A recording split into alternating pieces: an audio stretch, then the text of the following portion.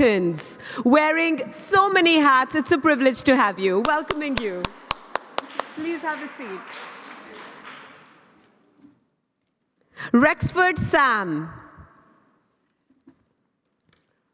Rexford, are you here? That's you. All right. You see, we make it really quiet when the man's coming on the stage. It's a very special moment for us. The Chief Executive Officer, ladies and gentlemen, of MediaWorks Global Limited, coming all the way from the United Kingdom.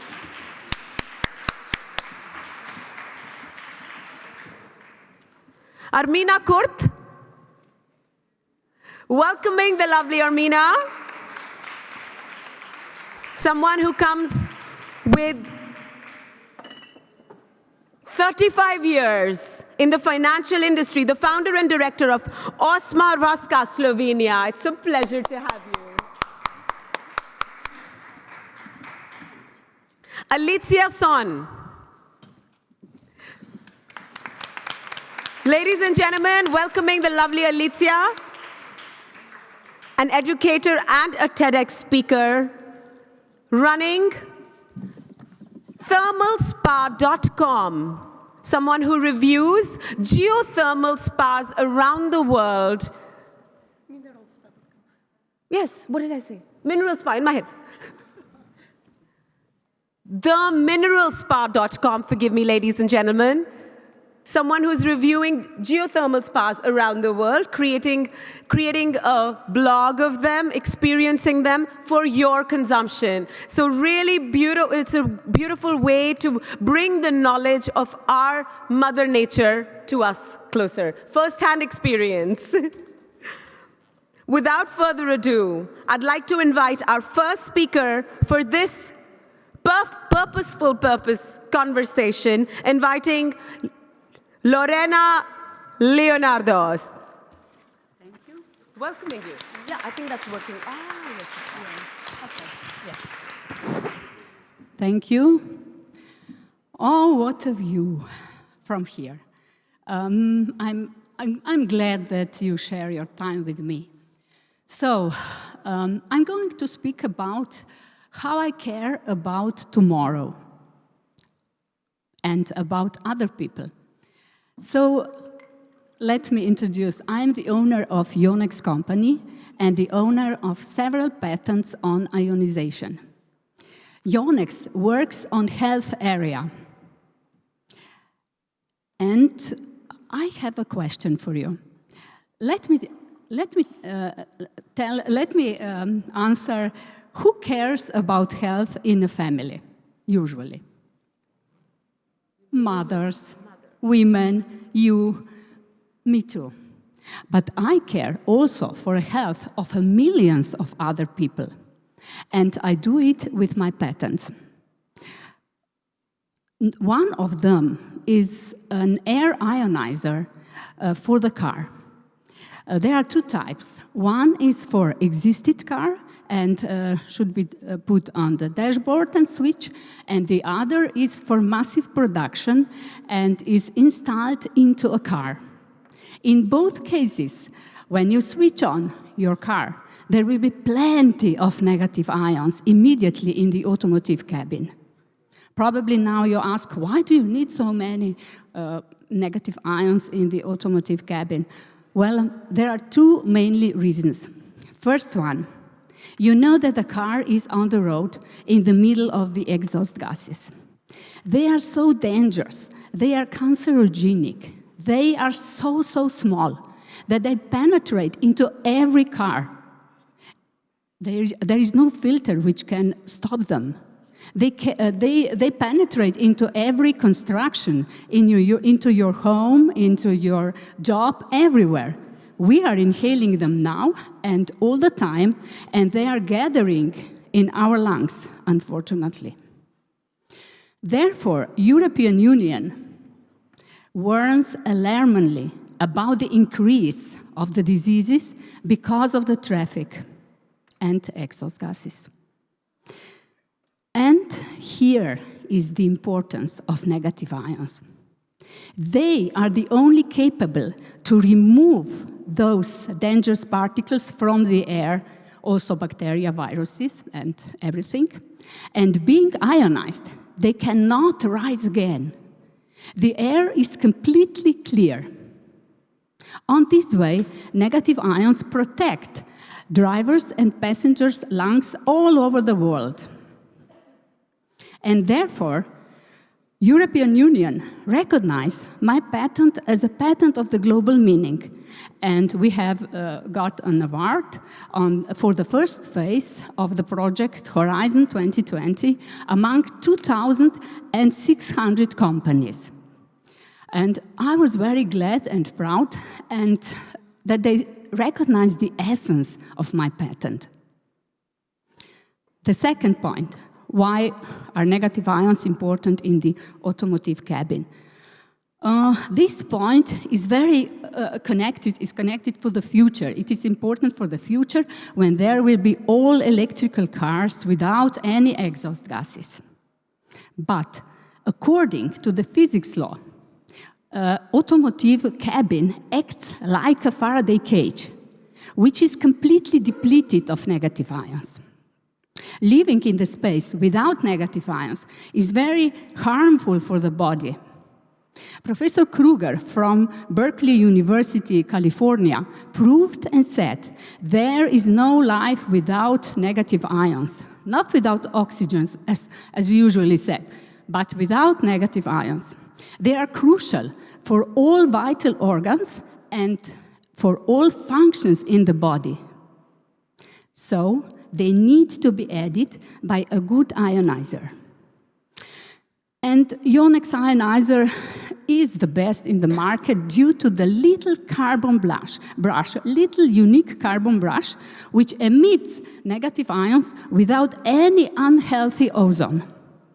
In compare with others which emit negative ions by metal needle, metal reacted with the water, and the result is unhealthy ozone. So, this little carbon brush allows you to inhale negative ions near it. I'm speaking about the ionizer for the room. You can carry it from room to room and clean all the apartment. So you may breathe, you may inhale negative ions near this carbon brush. And with this procedure called ionic therapy, you get the biggest amount of negative ions in your body. And with this procedure, we noticed cured people with asthma, allergic, and high blood pressure diseases. And this is something new in medicine area. This is a revolution in medicine area because uncurable diseases by medicaments are now curable by negative ions without any side effects. And we all know how many side effects medicaments have.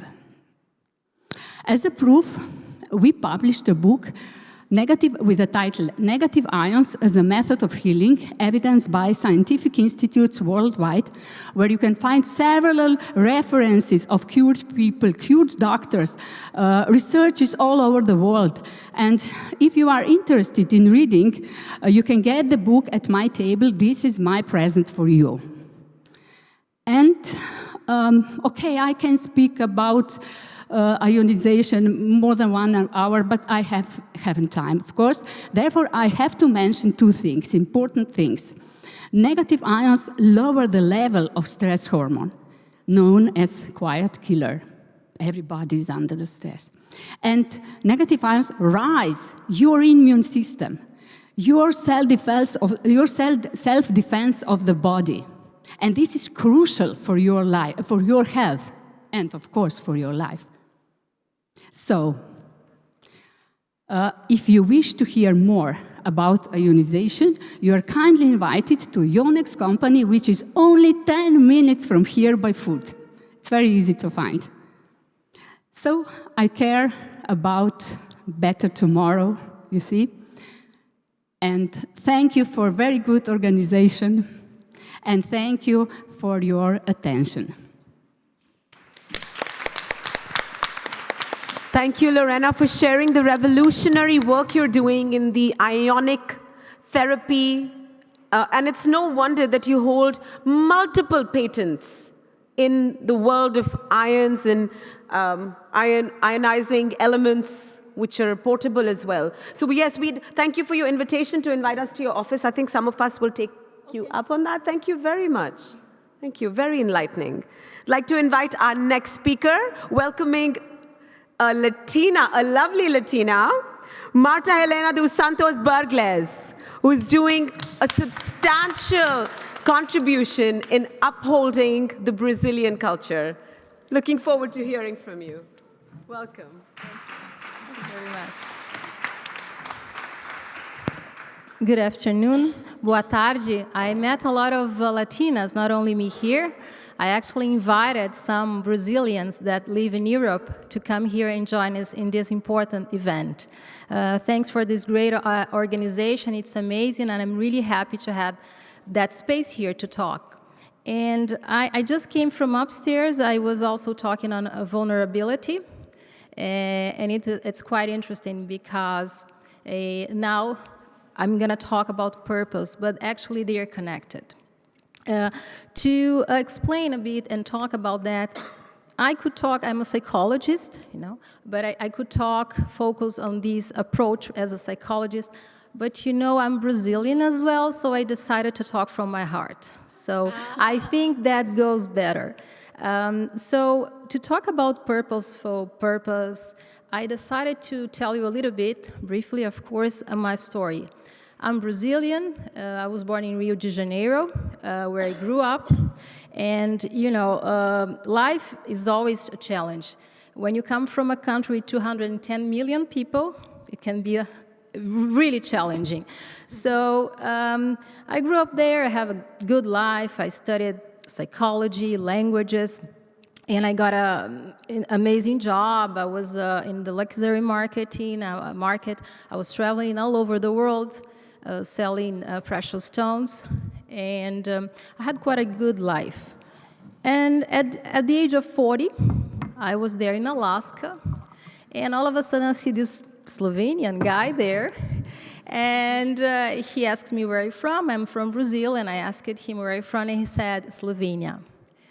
And at that time, I'm sorry, I didn't know exactly where it was Slovenia. And so he was a bit upset, and he starts telling me about Slovenia, and, we get along. And so he leaves he goes back to Slovenia, I go to Brazil. Sometime later we meet, we get married, yes. He proposed me, he goes to Brazil, and he told me, it was really challenging buying you a piece of jewelry. I didn't know what to choose, because I'm an expert in gems. And so he said that was quite a challenge for me. So he gets it, he proposed me, we get married, and then my life changed. So I was 40 years old when this happened. So at 40 years old, I got married to this guy. I left my job that I was working for 25 years. I had a baby, and I moved from Ipanema to Ljubljana, which is, I don't know if you know both, it's quite a big difference. So I found myself here. I don't speak the language, I don't have a family, I don't have friends. I was a businesswoman, and I'm starting taking care of the garden, which is nice, and I thought I could do that. And I love Slovenia, seriously. I mean, it's amazing. But I was in this for 25 years, traveling all over the world, and wow, that was a lot for me. So it was really challenging be here. And you know what? Slovenians, you were here, you know that they are super women, They cook, they clean, they have 3 children, they have a job. I couldn't handle it, It was really challenging for me. And I was trying to fit and to do my best to fit in this new space. Okay, in the beginning it was nice, and I was still trying, but then, it's really hard. So as a migrant woman, I have to say that you really have to be a very strong woman to reinvent yourself in this new place. With that came the depression, so what am I doing here? A child, a garden, I don't speak the language, no job, I cannot handle this. But all of a sudden, silence. There was this silence, And I can tell you that it was in this moment of silence, I decided to do mindfulness. And I remember this Marta from the 20s. I was in India. I did the pilgrimage in the Santiago de Compostela in Spain. And I said, where is this Marta that was connected to herself? Where is this inner connection? Okay, let's just calm down. So I took this time, and I had this silent moment in my life. And I'll tell you that this is when everything happened. From that space that I gave myself, this silence, to go in this inner journey, I started figuring out what was my purpose, why I was there, why I'm here, what should I do. So from this moment on, I started blossoming, I could say. I started writing for a blog about Brazilian women, as a Brazilian woman living in Slovenia. I can tell you, I love to write. I write poems. So I wrote a lot, and these poems, they reached a lot of women all over the world. I got a lot of feedback. Then I wrote poems in 5 different books, one translated in English, one in Italian. I became the president of the Council of Brazilian Citizens living in Slovenia, and we try to help the migrant women living here. Then I found SILA, International Women's Club Ljubljana, for expat women, and connect to diplomatic corps in Slovenia. In 2 years, I saw the charity events that they had, amazing. SILA has a great history, but I decided to bring more meaning to the events, to charity. We changed a bit the format, and in 2 years, we raised more than 100,000 euros for charity projects. We did campaigns for diabetes, for cancer, but I didn't stop there. Then I became the ambassador of female wave of change to the Balkan area, and just now I joined it as the trustee and leader of Mulheres do Brasil. It's the biggest entrepreneurship organization in Brazil. To be here to help the migrant women like me to find their way. So when all this change happens, and I mean, what I can tell you, how can I inspire, it's only with my words. Normally, I don't write speeches because I don't follow the paper. Normally, I forget my glasses, and I feel it's more authentic, but I like some kind of organization, it's important. So all that I can tell you is to share myself, my soul, my experience with you. I read just part of what I wrote for these migrant women, and I think there's a lot of you also here. So wherever you are at this point of your life, I wish you a rebirth. I wish you were strong enough to rebuild yourself, to start again, to reinvent yourself, to stay where you are or follow a different road. I wish your willpower melts any rigorous winter and your dreams refresh any desert you may step. I hope your actions and your beautiful soul talk louder than any language. I hope you are bigger than your country. May people ask you less, where are you from, and more sincerely, how are you? Keep the faith and let the feminine power that transcends time, space, languages, and borders shine through you. Thank you very much.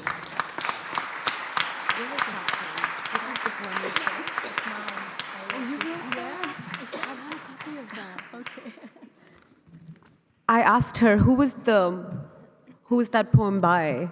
I missed that. It's her writing. It's so beautiful. I requested her to share it with us. It was really, that's a keeper. Thank you. With all the beautiful contribution you're making for the expats and the world of Latinas in this part of the world, I was thinking, you can take the Latina out of Brazil, but you cannot take the Brazil out of her heart. All the way, even in Slovenia. Next, we meet someone very special, someone who's a best-selling author, a dynamic speaker, a business strategist, a counselor, a mindset expert, and a well sought out after social media expert. I leave you in the very expert hands of Rexford Sam.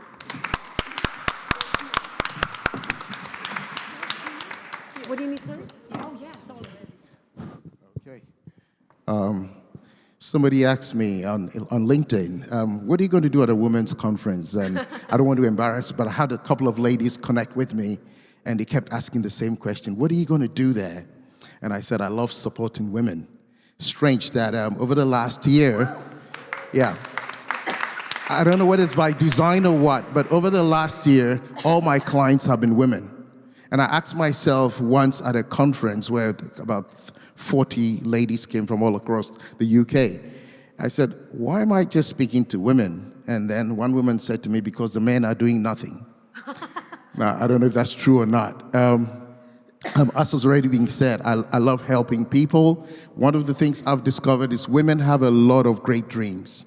Sometimes in a supposedly male-dominated environment, they don't give themselves a chance to make those things come out. As I said in the parallel session, that very often it's not the perceptions people have of women, it's the perceptions they have about themselves. And those perceptions have to change. We had there's a particular saying that I like. It says that the people who get on in this world are the people who look for the circumstances they want. And if they can't find them, they make them.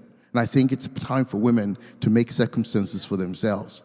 And one of the things I've also discovered is the fact that we try not to work with other people because we are so unsure of them and stuff like that. I heard one of the speakers before, I think it was Sharon, say there are probably about 30 different countries represented here. Wow, that's fantastic. But when the number 30 hit me, I said to myself, well, in 1999, 30 countries came together on a project. Different languages, cultures, ways of looking at things. They wanted to build something bigger, better, and greener. And they succeeded. That was the Airbus A380 aircraft. 30 countries, 24,000 little projects, but it all worked together. So it's possible for people to work together. Countries understand that.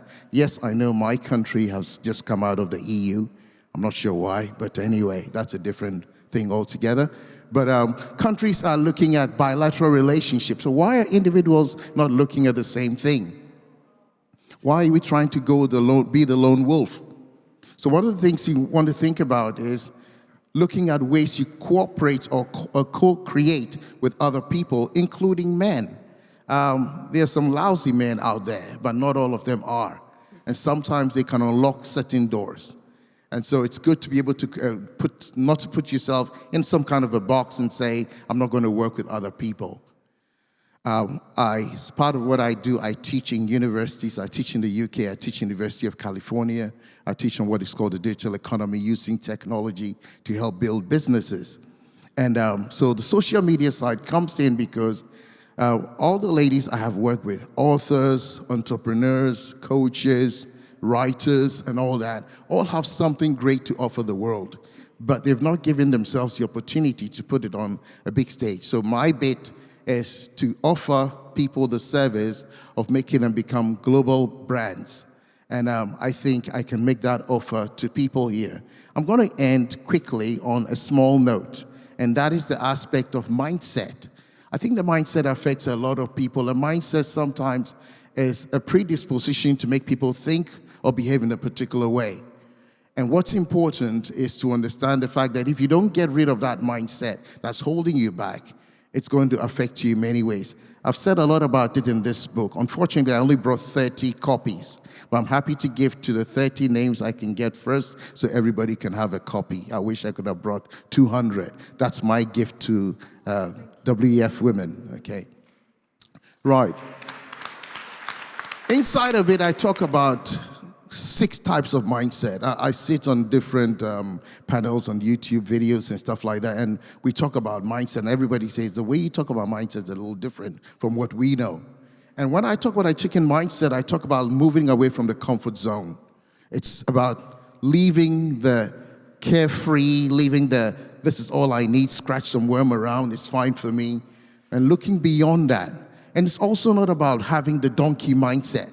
The donkey mindset is where you wait for something unfortunate to happen.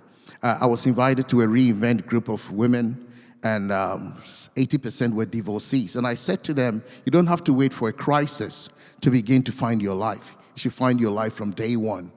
And part of that is not having a donkey mindset, waiting for a crisis before you give yourself a boot. It's also not about a peacock mindset. The peacock mindset is, it's all about me. Everything is about me. As I said in the parallel session, it's also not about the herd mentality.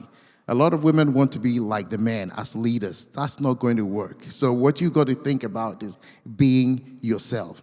One thing you don't, how many of you ever watch wildlife here? Anybody here interested in wildlife? If you ever do, there are these beasts we call the wildebeest. They're like buffaloes.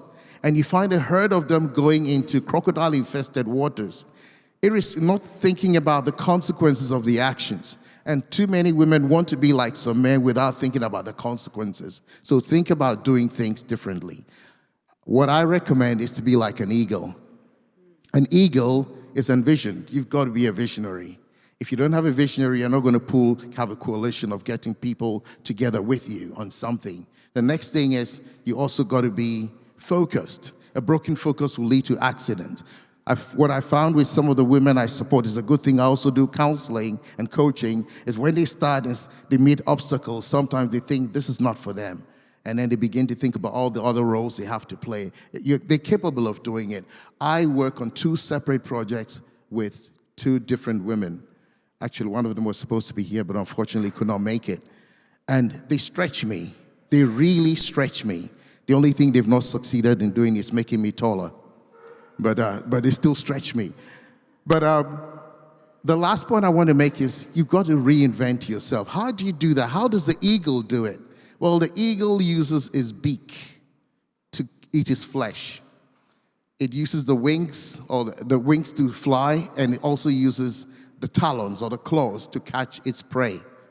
What it does is that seasonally, it reinvents itself by breaking off the old beak, cutting off the old talons, and then pulling off its feathers. It sounds very bloody and gory.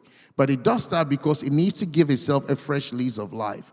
Don't wait till it's too late before you give yourself a fresh lease of life. Start today. Procrastination is not the order of the day. Thank you.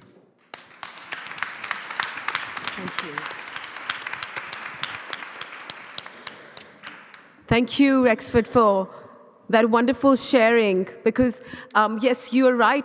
The eagle is so aspirational, because we do believe, and also in so many ancient native cultures, the eagle is a symbol of all that is wise, all that is really profound in the wildlife. It represents that aspect. It's a beautiful symbol also of leadership.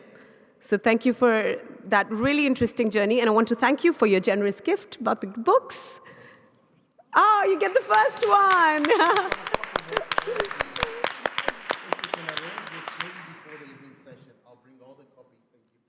Yeah, you could do it right before the gala. That would be great. Yeah, just at the reception. Yeah. Thank you so much for your generosity, Rexford. I'd like to invite our next speaker, Armina Kurt, an expert in banking, business consulting, education, and intermediation. It's a privilege to hear from you. Thank you. Welcome. Hello, everybody. I like to say, with all these eminent ladies and gentlemen here, that I'm very grateful to be here with you tonight and to share some my thoughts and my actions and believings, what is worth for live. I am Slovenian. I live in this beautiful country. And of course, I'm just an ordinary woman, like all you here and around the world.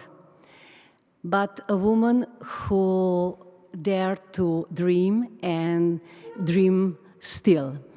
So because of that, I was working 30 years in financial sector and see all this unfairness, all these corruptions, all this greed, all this unfair and unbalanced world around us.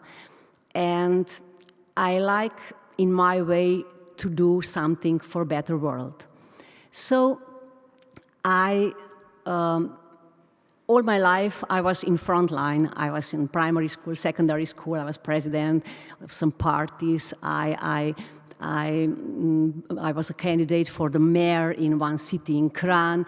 And I see a lot of things which shows me that, we all lead. We lead ourselves, first of all. We lead our children, our family. We lead with our attitude and with all what we are, really all friends around us, all society around us, and in the end, of course, all the world. So I said, come out from that zone of comfort, don't complain all the time, do something, be something. And when it was hard,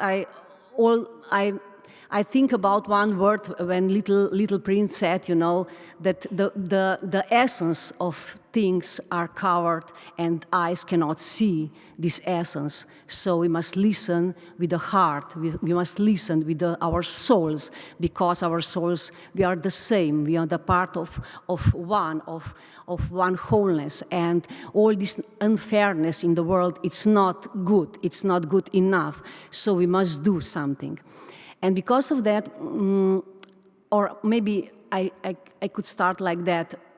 When my mother died after 3 months illness, she had brain cancer, and she was full of joy, of passion, and in somewhere in her part of life, this joy and passion and all what we are in our essence disappear.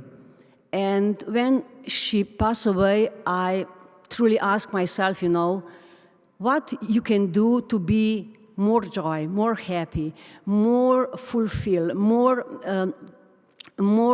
passion about many things in our lives. And I take a decision that I start on my own way. So first of all, I take a break. I go to India in one Ayurvedic center, because after my mother passed away, I was completely broken, and I have a cancer in my liver and many other things.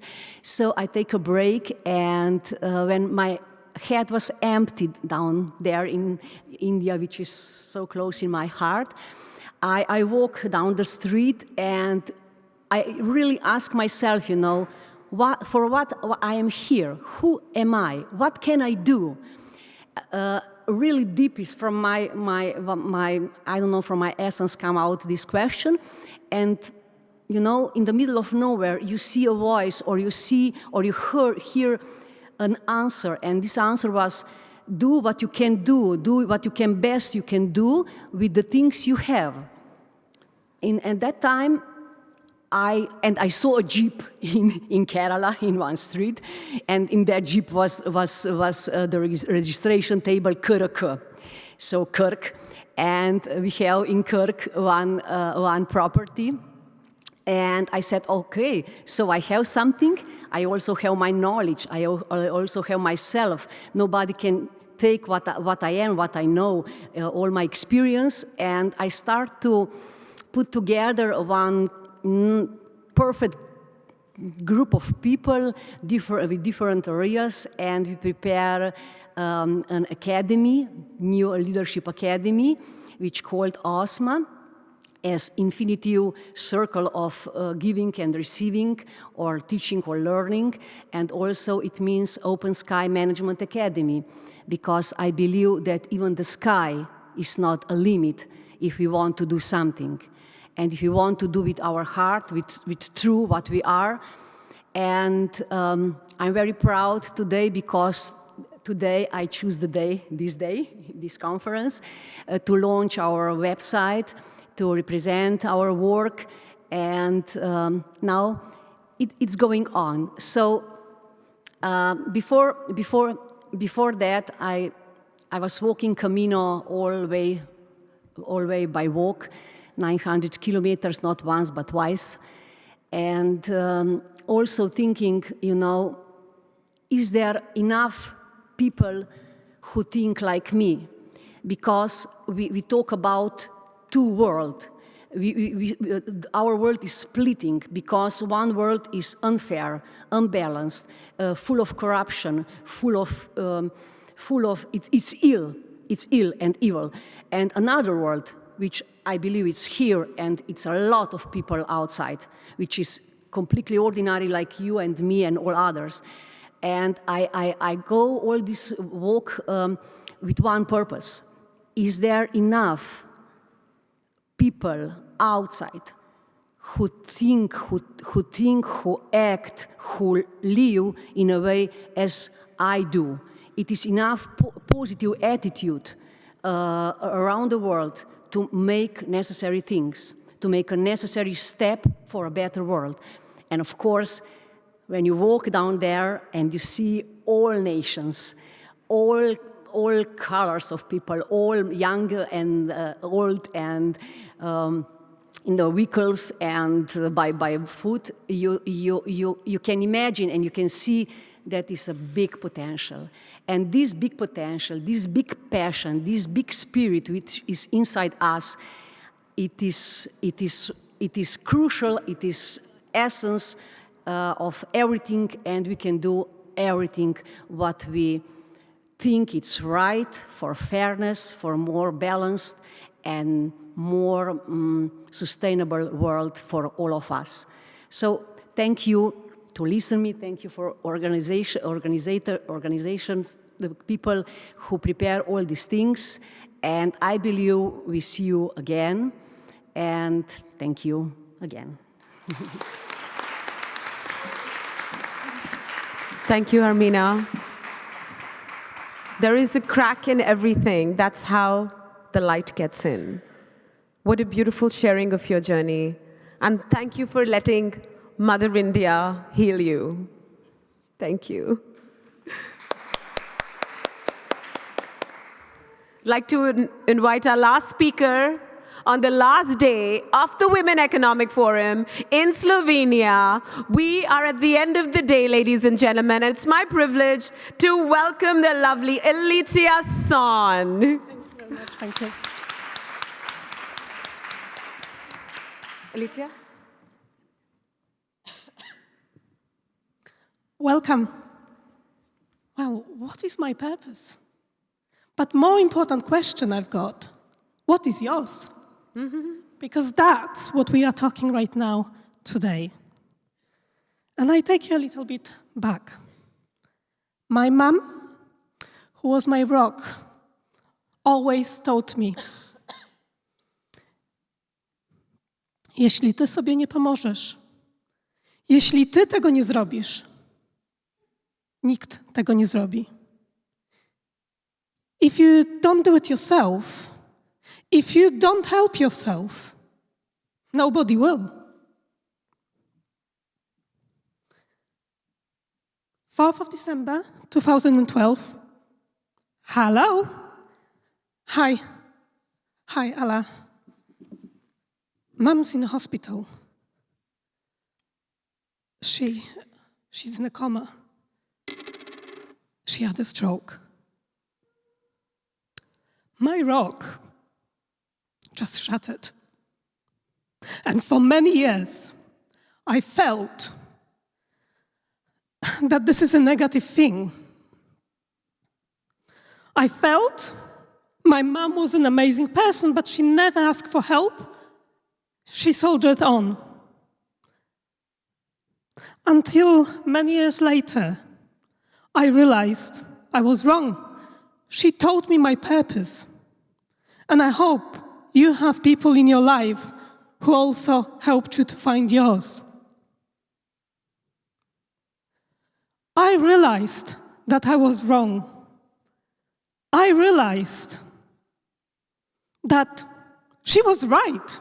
If you don't do it yourself, who will? If you don't take responsibility for everything that you do in life, nobody else will do it. The only difference is, and that's what this conference and meeting all the other amazing women here tells me, that we have the power to do things together. And going back a little bit again, what is my purpose and how did I find it? First of all, you have to be vulnerable. You have to accept who you are, your own authenticity. And just go with it. Go on a journey. I was hiding for many years. I wasn't telling my story. I was sharing things around geothermal spa and other health subjects with friends and family and playing low. But then I realized this has to change. And it's changed last year. I've gone through depression, I've gone through different areas. So vulnerability, it's not a negative thing. Vulnerability teaches you to find yourself, to find your voice, to find the space. So don't be afraid of those feelings, because if you suppress fear, you're also suppressing joy. You're also suppressing gratefulness. Embrace all the feelings. Take the power away from things that you're afraid of. Secondly, if you don't do it yourself, nobody will. So, take action. If you don't take action, and if I didn't take that action, I wouldn't be here standing in front of you today. I wouldn't be just about becoming published author. I wouldn't be enjoying life, speaking about geothermal spas, reviewing, and also having understood that I have many different areas in my life, and I have a bigger purpose as well. So what's your purpose? Doesn't mean you have to have one. At different stages of your life, you might go through a different learning, because life teaches you. Life, it's your journey. You have to choose the path that you're going to take. Nobody else will. But you can upgrade your knowledge and skills to get there. And in order to help others, and in order to be the best at what you can be, to help others, you need to upgrade your skills. So that was another thing that I've done. What else taught me about my purpose? Well, the whole life, the life experience. So, one of the things that's resonated for me, it's a speech by Tony Robbins, and he said that the past does not equal the future unless you choose to live there. So my question for you, where are you? Are you choosing to live here and now? Or are you still worried, afraid to take action, playing small? Because if you do, you might be in the present, but you're not living in the present. You're not living in the future. You're being haunted by your past. Take a lesson from the past. Review what worked for you and what didn't. Learn from it and build on. I know my purpose in life.